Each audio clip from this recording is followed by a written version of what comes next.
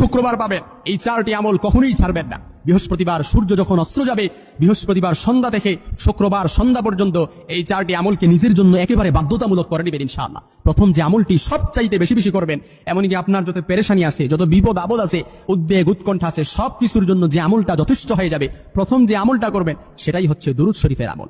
দুরূদ শরীফ পারি না এমন কেউ নাই। সবচাইতে ছোট্ট দুরূদ সাল্লাল্লাহু আলাইহি ওয়াসাল্লাম, এই দুরূদটাও আমরা পারি।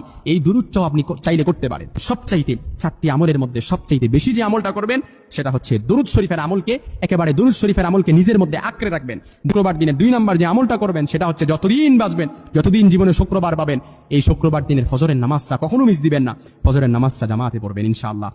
3 নম্বর যে আমলটা করবেন সেটা হচ্ছে শুক্রবার দিন সূরাতুল কাহাফ পড়বেন। ইয়াকুনু লাহু নূর, যে ব্যক্তি শুক্রবার দিনে সূরাতুল কাহাফ পড়ে, এই সূরাটা কাল কিয়ামতের ময়দানে ইয়াকুনু লাহু, তার জন্য নূর, ইয়াকুনু লাহু নূর, তার জন্য নূর হবে। এই নূরের আলো দিয়ে ওই ব্যক্তি কিয়ামতের ময়দানে